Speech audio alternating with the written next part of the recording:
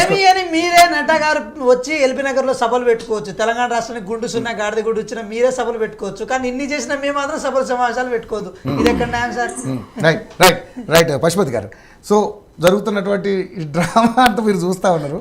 So నిజంగానే మరి తెలంగాణ రాష్ట్రంలో అధికార పార్టీ వ్యవహరిస్తున్నటువంటి తీరుని మీరు ఒక రాజకీయ విశ్లేషకుడు ఏ విధంగా చూస్తారు? ఎందుకంటే ఆయన్ని రావాలి రావాలి రావాలి అంటున్నారు కేసీఆర్ గారిని. కేసీఆర్ గారు ఆల్రెడీ ఒక సంవత్సరం టైం ఇచ్చాం, ఇక మనం విజృంభించబోతున్నామని చెప్పేసి వాళ్ళ మీటింగ్లో చెప్పుకున్నారు. వాళ్ళ నిర్దిష్టమైనటువంటి ఒక నిర్ణయానికి వచ్చారు. ఇక్కడి నుంచి వాళ్ళ కార్యాచరణ ఏంటనేది ప్రకటించబోతా ఉన్నారు. సో ఏ విధంగా ఉండబోతుంది? నిజంగానే మరి ఇప్పుడు రాష్ట్ర ప్రభుత్వం తీసుకుంటున్నటువంటి నిర్ణయాలు నిజంగానే మరి ఆమోదయోగ్యంగా ఉన్నాయా లేదా అనేది మీరే చెప్పండి. ఓకే, ప్యానెల్లో ఉన్నటువంటి మిత్రులు, మీ యోయో ఛానల్ వీక్షకులకు అందరికీ శుభ సాయంత్రం. ఇవాళ అన్ని పార్టీల గురించి మాట్లాడాల్సిన పాయింట్స్ అందరూ మాట్లాడారు. అవును. అయితే సోదరుడు ఏమంటున్నాడు, బీఆర్ఎస్ నుంచి 6 గ్యారంటీలు అమలు అయ్యాయి అన్నారు. మళ్ళీ అప్పుడే వారం రోజుల ముందే వీళ్ళు మళ్ళీ 6 గ్యారంటీలు అమలు కాలేదంటారు. అంటే దేనికి ఎంతవరకు ఉంది అనేది వాళ్ళు కూడా ప్రశ్నించుకోవాలి, లేకపోతే సమాలోచన చేసుకోవాలి. నెక్స్ట్, బీఆర్ఎస్ పార్టీ హయాంలో జరిగినటువంటి డెవలప్మెంట్స్ వాళ్ళ కౌంట్లో తీసుకున్నప్పుడు వాళ్ళు జరుగుతున్నటువంటి ఆ సమయంలో చేసినటువంటి అప్పులు కూడా రెండింటికి క్లారిటీ ఇస్తే బాగుంటుంది. నేనేమన్నానంటే, మీరు ఏమేమి ఒక లెఫ్ట్ సైడ్ అన్నీ మీరు అప్డేట్ డెవలప్మెంట్స్ చేయండి, దానికి అగెనిస్ట్గా మీరు ఏమేమి అప్పులు చేసినారో అది ఎందుకు చిత్తశుద్ధితోని ప్రభుత్వాలు పార్టీలు అనౌన్స్ చేస్తలేవో వాళ్ళు ఆలోచించుకోవాలి. అదేవిధంగా ఇవాళ కాంగ్రెస్ ప్రభుత్వం కూడా అదే చెప్పాలి. మేము డెవలప్మెంట్ చేసినామంటే ఆకాశం నుండి మీరు తీసుకురాలి, ఆకాశం నుండి బీఆర్ఎస్ పార్టీ తీసుకురాలి. అప్పులు చేసి తీసుకొచ్చారు, కానీ మీరు ఇవన్నీ చెప్తున్నప్పుడు అప్పులు కూడా ఎందుకు చెప్పట్లేదు అనేది నేను ఈ 2 పార్టీలను ప్రశ్నిస్తున్నాను.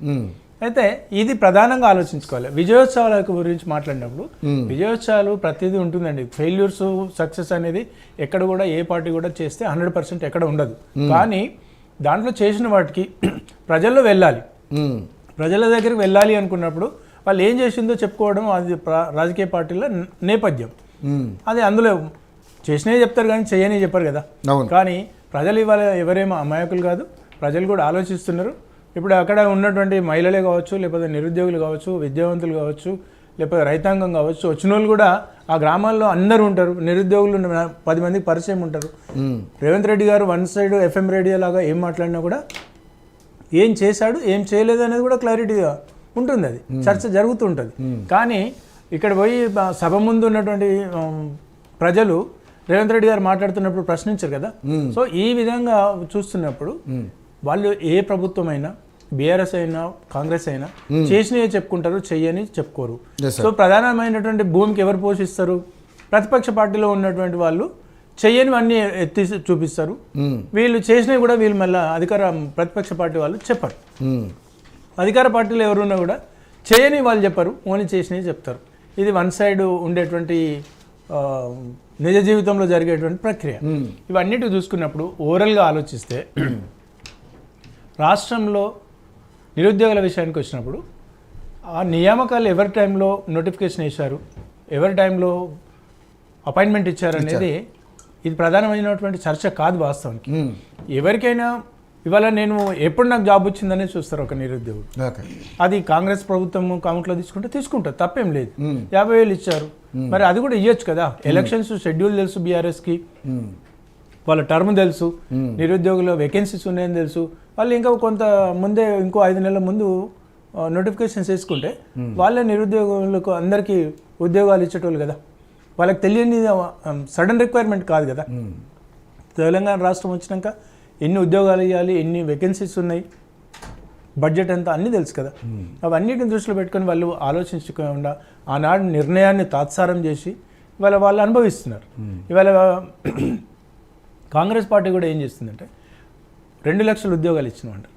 2 లక్షల ఉద్యోగాలు ఇస్తాము మేము అధికారంలోకి రాగానే అంటారు. అవన్నీ అంటారు, అది ఎమోషనల్ బ్లాక్మెయిల్. ఎమోషనల్ బ్లాక్మెయిల్ అట్లా అంటేనే కదా ప్రజలు నమ్మింది, నిరుద్యోగులు నమ్మింది, మహిళలు నమ్మిండ్రు, రైతాంగం నమ్మిండ్రు. అవన్నీ నమ్మినప్పుడే కదా మోసం చేసేవాళ్ళు. ఎవరైనా ఏ రాజకీయ పార్టీలు అయినా ప్రజలు నమ్మినప్పుడే వీళ్ళు మోసం చేయగలుగుతారు, నమ్మకపోతే ఎట్లా మోసం చేస్తారు? ఇవాళ అదే మోసం ఈ ప్రభుత్వం హయాంలో కూడా కొంతవరకు జరుగుతుంది. కాకపోతే ఇక్కడ ఏంటంటే వాళ్ళ టెన్యూర్లో 2 లక్షల ఉద్యోగాలు ఇచ్చారు, 50,000 తీస్తారు. ఇప్పుడు ఒకవేళ రేపు 2025లో కూడా వాళ్ళు అదే ఒరబడి ఇంకో 50,000 ఉద్యోగాలు, ఇంకో 60,000 ఉద్యోగాలు ఇచ్చేస్తే వాటి అంటే సెన్సిటివిటీ అనేది తగ్గుతుంది. అంటే ఒక 50,000 వచ్చాయి, ఇంకో 50,000 మంది వచ్చినప్పుడు ఆటోమేటిక్గా వాళ్ళలో నిరుత్సాహం అనేది తగ్గుతుంది. ఆ దిశగా రేవంత్ రెడ్డి గారి ప్రభుత్వం పనిచేయాలని కోరుకుంటున్నాం.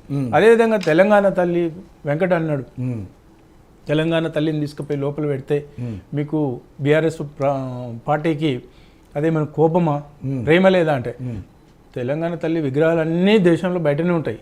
లోపల పెట్టినంత మాత్రాన మీకు ప్రేమ ఉన్నట్టు కాదు, బయట పెట్టినంత మాత్రాన చాలా జిల్లాల్లో తెలంగాణ తల్లి విగ్రహం ఉంది ఆల్రెడీ. ప్రతి గ్రామంలో విగ్రహాలు ఉంటాయి. అంబేద్కర్ ఉంటారు, గాంధీ గారు ఉంటారు, సుభాష్ చంద్రబోస్ గారు ఉంటారు.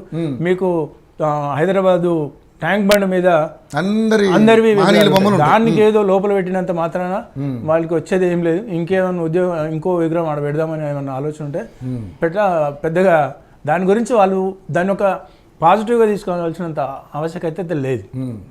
అదేవిధంగా కాళేశ్వరం కింద ఒక్క 10 ఎకరాల భూమి కూడా నీళ్ళు ఇవ్వలేదని వీళ్ళు అంటారు.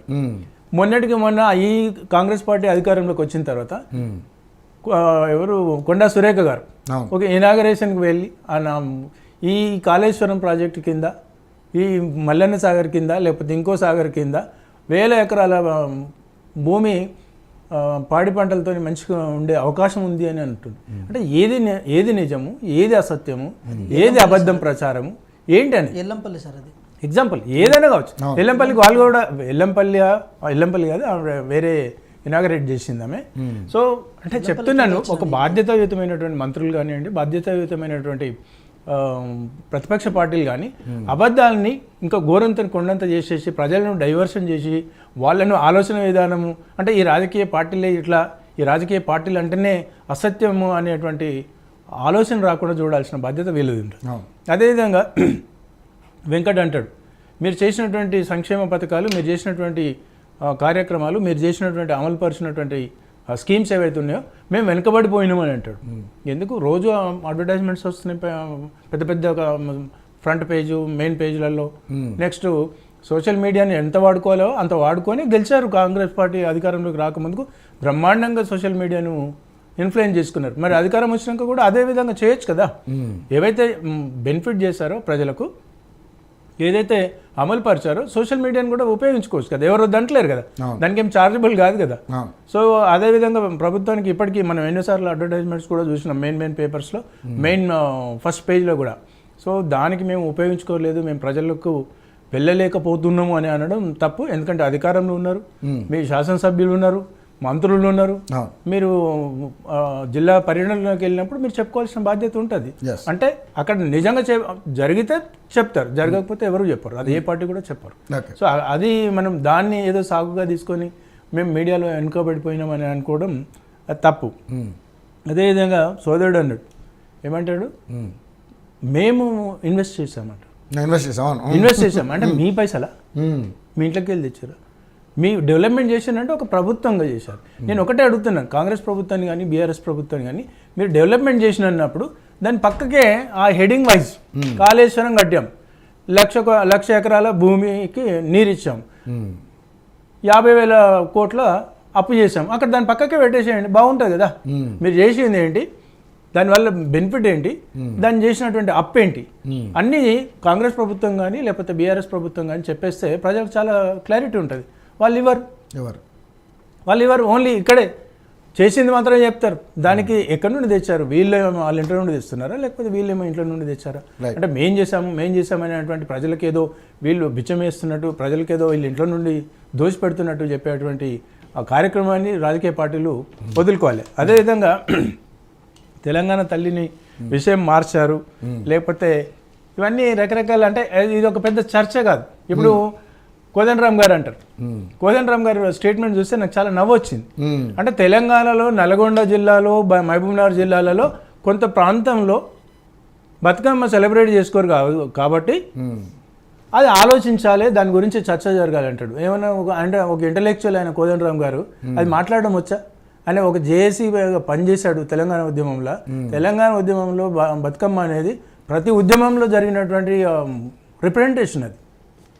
దాన్ని అది పెట్టాలా వద్దా ఆలోచిస్తారు అని అంటాడు. అవును. ఇలా కోనం సాంబశివరావు గారు అధికార పార్టీకి ఆయన అంటే అందులో అంతర్గతంగా ఉన్నటువంటి ఆయన వ్యక్తి కూడా ఏమన్నాడు, తెలంగాణ తల్లి గురించి కొంత చర్చ జరగాలి, అందరు అభిప్రాయం తీసుకోవాలి, అది ఎందుకు తీసుకోలేదు అని అంటున్నారు. అదే కదా అడుగుతుంటే అది కొన్ని నిర్ణయాలు నెక్స్ట్ వాళ్ళు ఒక 1 year జరిగినటువంటి అభివృద్ధిలో మీరు గత ప్రభుత్వాన్ని కూడా ప్రశ్నించవద్దు, అప్పుడున్నటువంటి పరిస్థితి వేరు ఇప్పుడు ఉన్నటువంటి పరిస్థితి వేరు, మీరు కూడా రివ్యూ చేసుకోవాలి అని అంటున్నారు. మరి అధికార పార్టీకి ఆయన సభ్యుడిగా ఒక అంటే సపోర్టివ్గా ఉన్నాడు కదా, మరి ఆయన కూడా సూచన ఇస్తున్నాడు కదా.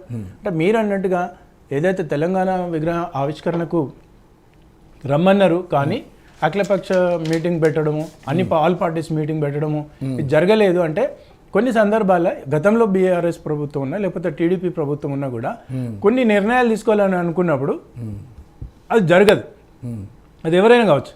ఎందుకంటే అది పిలవనంత మాత్రాన ఇది చేసిండ్రని కాదు, అలా అంటే ఏ నిర్ణయం కూడా ఏ ప్రభుత్వం కూడా తీసుకోలేదు. Right right right right Vijay గారు, సో అసెంబ్లీలో కోమటిరెడ్డి వెంకటరెడ్డి గారు మాట్లాడుతూ కేటీఆర్తో మాకేం పోలిక, అసలు కేసీఆర్ అనేవాడు లేకపోతే కేటీఆర్ ఎక్కడి నుంచి వచ్చిండు, ఆయన వల్లనే ఈయన గెలిచిండు తప్పితే లేకపోతే ఆయనకి అంత సీన్ లేదన్నట్టు మాట్లాడారు.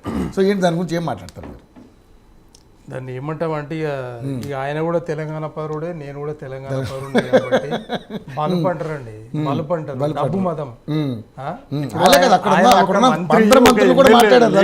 ఒక మంత్రి ఒక ఎమ్మెల్యే 24 సంవత్సరాల తెలంగాణ పోరాటంలో కేసీఆర్ గారు ఉన్నారు, కేసీఆర్ లేదు కేటీఆర్ లేరు అంటే ఇప్పుడు మనిషిగా అనిపిస్తుండే. ఆయన ఎమ్మెల్యే ప్రతిపక్ష నేత, ఇక ఆయన లేకపోతే ఈయన ఏంటంటే ఎట్లండి ఇది విచిత్రమైన